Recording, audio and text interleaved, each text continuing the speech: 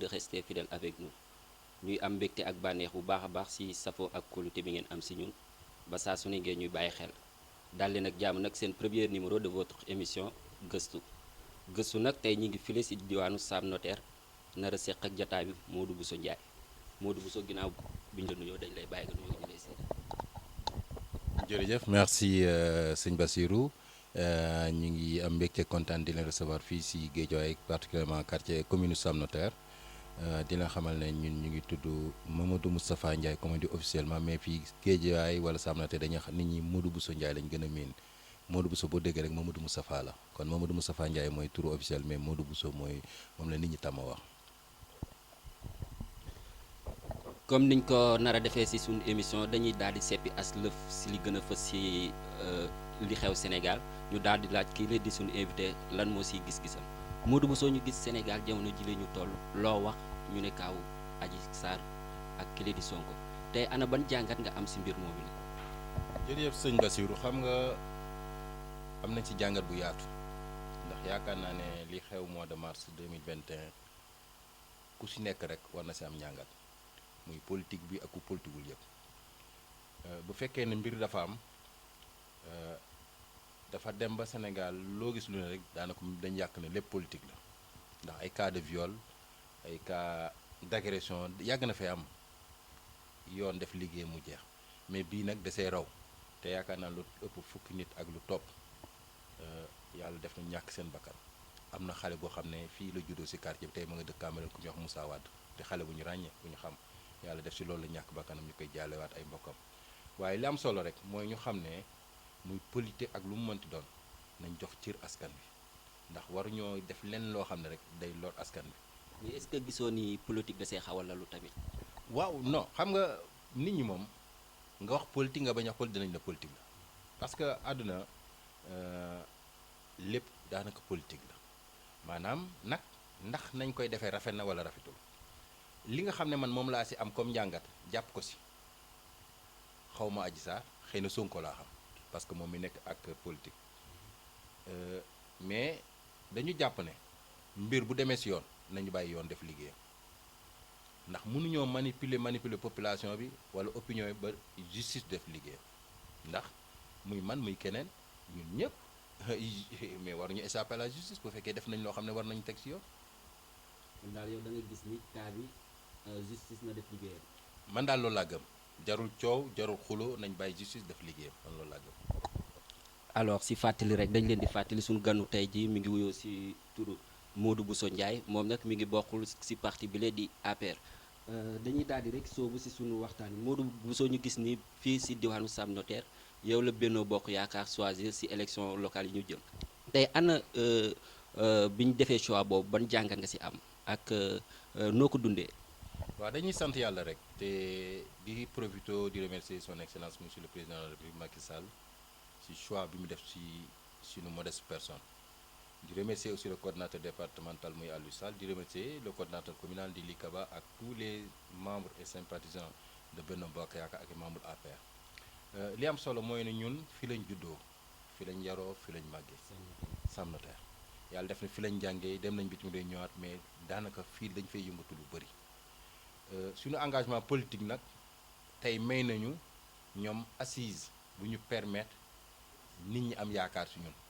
ni ñu ko dundee rek dañ ko dundee avec philosophie parce que ak ñun ak suñu yeneen nawle ku nekk daa tàllal loxoom ne bëgg na bu yàlla dogalee ne muy ñun nag dañuy sant yàlla gëm ne suñu borom moom noppi na ba pare moo dogal kon nañu fexe li ñu gëm nag mooy ànd ak ñëpp booloo ñëpp ne du jëmm Modou Bousso moom solo li am solo mooy tey jii Benno Bokk Yaakaar jëlat mairie Sam Notaire moo ëpp solo. yàgg nga ci politique. yàlla def na dañu nekk très tôt étudiant wala élève nekk sympathisant génération 88 génération 80 ñun ñëpp ay sympathisant Abdoulaye Wade lañ di sympathisant mais amuñu woon benn engagement bu boobu ba 2014 la nit ñi sama waa gox ñëw fekk ne ma élection yi ñu jëm waroo seetaan ma leen noo gëw ma ne dinaa su dugg mais bi yàlla dogalee ñu dugg ci aussi dañoo dem ci liste vision Guédiawaye muy un mouvement citoyen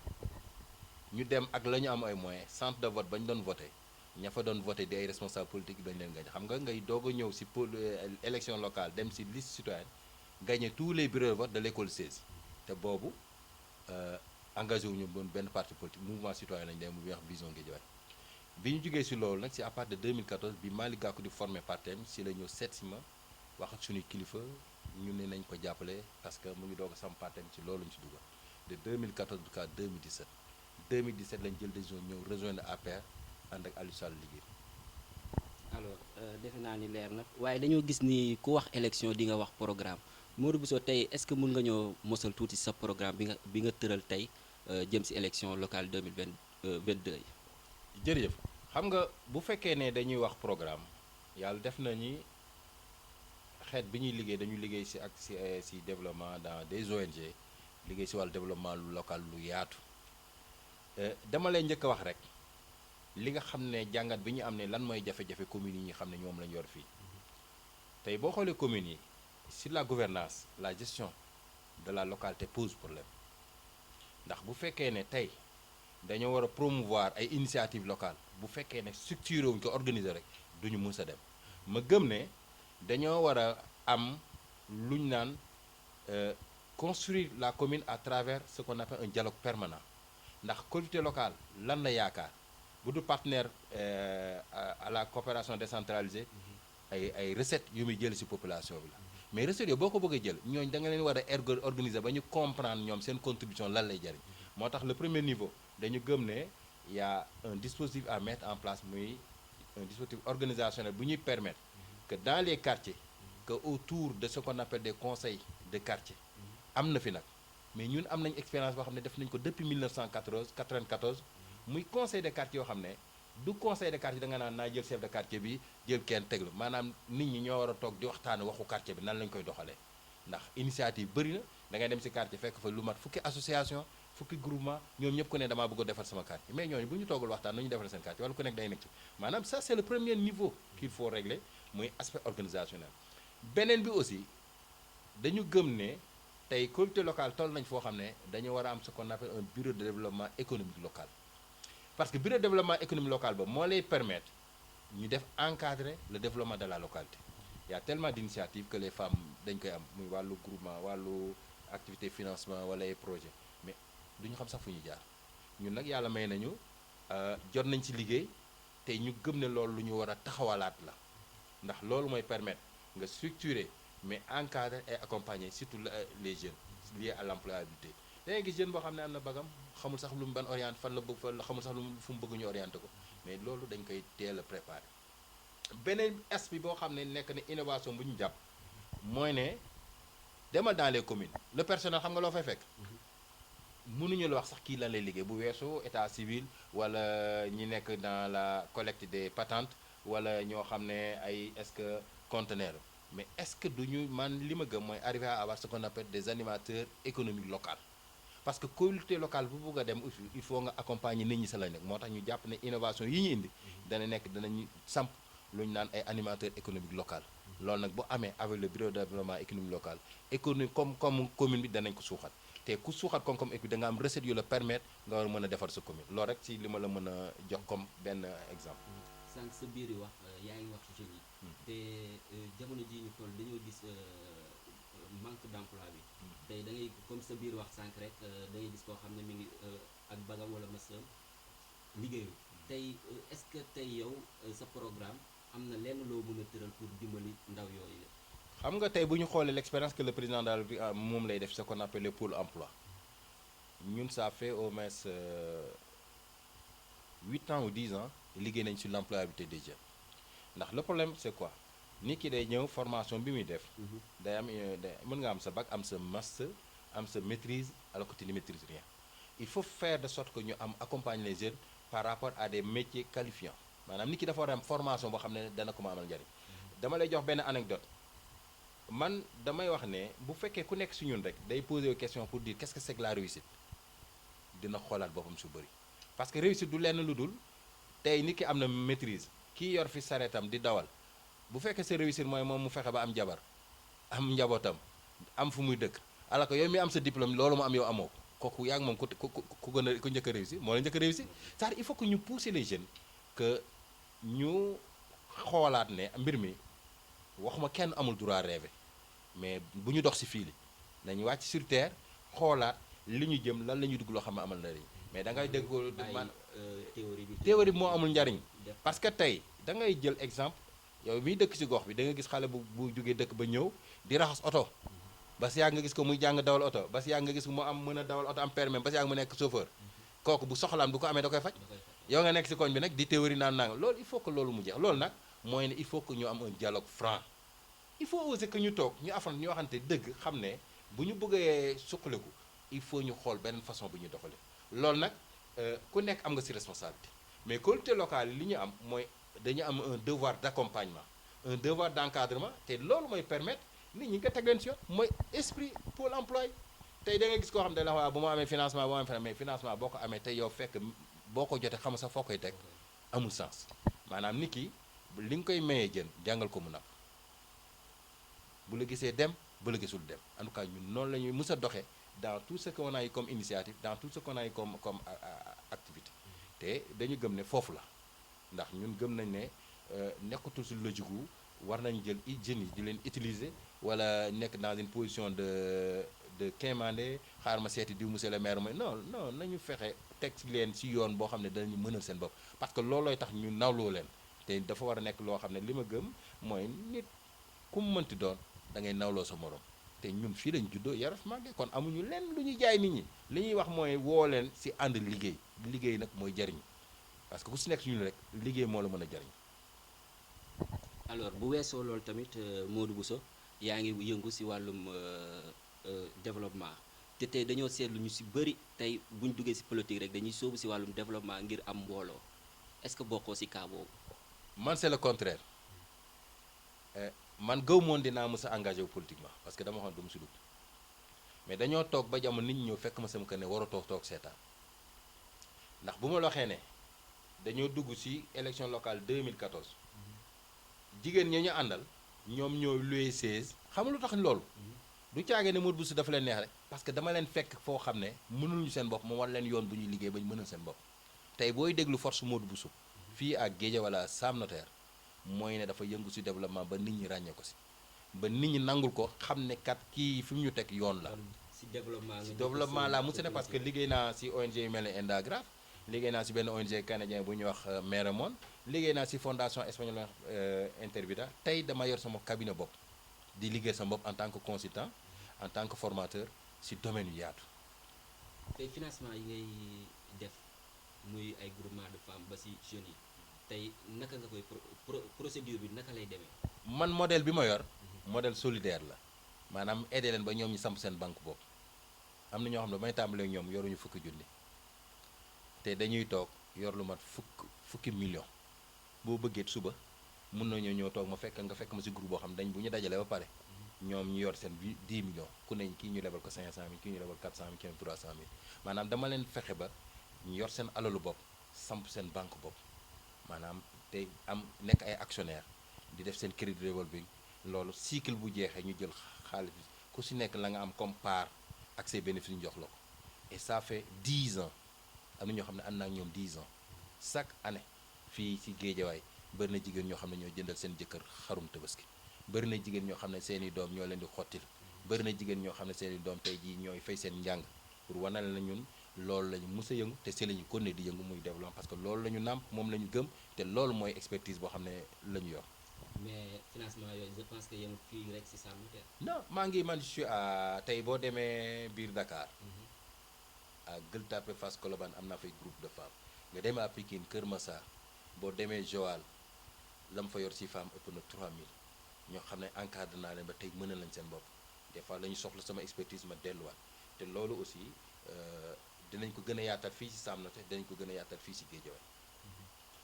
laataa ñuy jeexal suñu émission rek dañuy tëjee question bi ndax buñ nee choix daa fekk ni am na ñenn ñi ñoo xam ne da nga bokkandoon ak làmb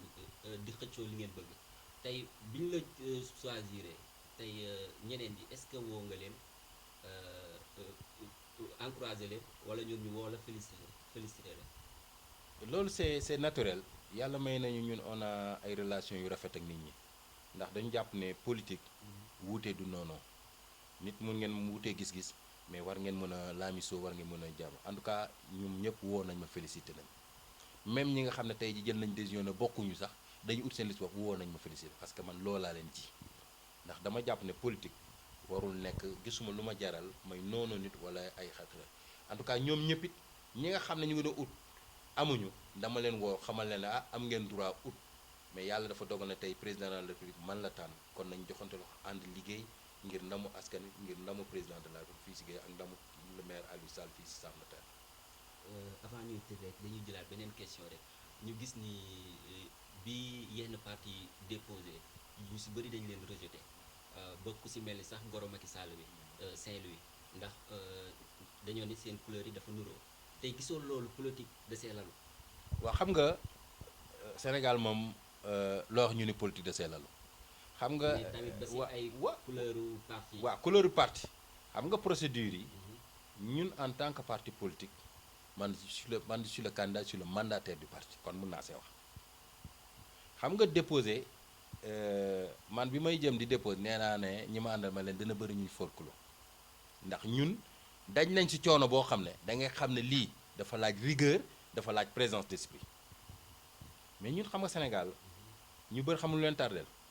mooy kuy jiitu maay jiitu ak ban place laay ne parce que loolu moo leen tardel ba ñu tardé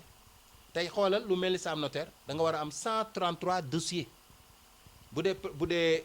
majoritaire daanaka 68 dossiers ba pare nga respecté parité bi ba pare nga respecté positionnement selon les ku si nekk rôle bu mu si war a jouer ci élection yi loolu nag dafa laaj audace mais dafa laaj présence d'esprit ñun on a veillé des nuits pour que ñun ñu mën a déposer à temps man mënoon naa xëy 8 heures suba dem déposer bi may déposer fii à la sous-préfecture j'ai déposé à 15 heures fekkuma fa kenn j'ai pris tout le temps de dem déposer 15 heures minuit la war a jeex man 15 heures fekk na ma déposer am na ñoo xam ne 23 heures nga leen fekk ñuy buuxante parce que loolu aussi liggéey da nga koy waajal doo nekk ba dernière minute di ut fii ay carte d'identité ay gauche ak droite amul benn carte d'identité bu ma légalisé wul amul kenn ku signé wul te loolu mooy wane ne liggéey dañ koy jox sérieux boo ko joxul di sérieux nag nax sa bopp maanaam defoo li nga war a def ba pare yuuxu ci rajo yi di wax ne dañ ma xañ loolu nax sa bopp la ndax bu doon xañ rek kon kay jaruñu yoon nañ kenn déposé kon jaru kenn déposé. kon daal yow sa jàngat da nga gis ci ñoom la. xam nga tey déglu naa benn responsable politique bu mag bu ñu invité ci benn rajo gis nga mbir bu amatee ku nekk ci ñun nag na poser la question quelle est ma responsabilité dans la situation mais doo dégg kenn wax ne man sama responsabilité lii la waaye état préfet préfet commission la da nga fay dem fekk fa waa Sénat ña nga fa kon ñun bi ñu ñëwee dañu man bi may déposer dañu jël benn dossier par dossier sama kanam ñu xool lépp lim bi mat respecté parité bi condition yi kon loolu pour wane la nit ñi nag Sénégal dañoo dem ba dafa mel ni dañuy théâtre te théâtre boobu am na ñu ko moom ñi ko moom def ko métier dañuy génne seeni cassette di ko jaay yow nga bëgg ne dama bëgg a jël mairie bi dama bëgg ñu fal ma munoo sax déposer dossier bu valable kon loolu war na ne nañu xoolaat suñu bopp bu fekkee ne mun respecté nañu population bi parce que pour wax la nekk pourquoi yeneen li si jàll te yeneen jàlluñu est-ce que waa Benno Bokk Yaakaar rek a jàll tey fii si Sam Notaire gis naa ñoo xam ne bi ñuy jël décision dañuy déposer mais yàggul mais jàll na pourquoi ñooñu mën a jàll. parce que def nañu seen mais est-ce que tamit duñ natt seen doole parce que am na ñoo xam ne tamit ñu jàll ak ñu ñàkk a jàll lépp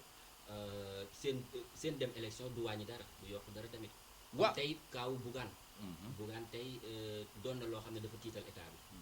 voilà kon bu amee benn côté ñu téye ay papier tamit. non loolu yaa ko xalaat rek. mais non xam nga boo ne Bougane dafa tiital état bi.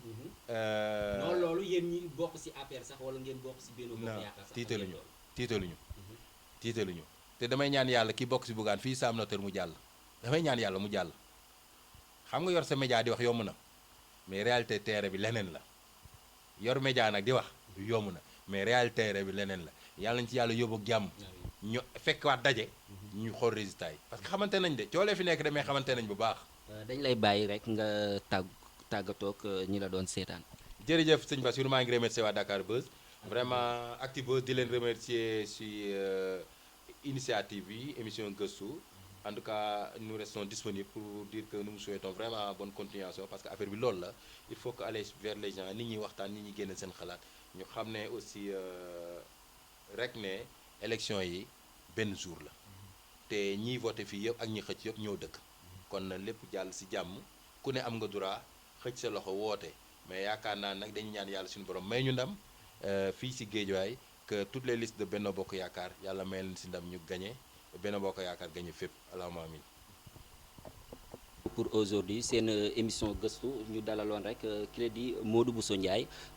di yeewoo file si diwaanu Sam Notaire bokk si élection locale 2022 yi ñu jëm moom nag Benno Bokk Yaakaar ñoo ko choisir file si Sam Notaire on vous donne rendez-vous ak beneen gan incha allah.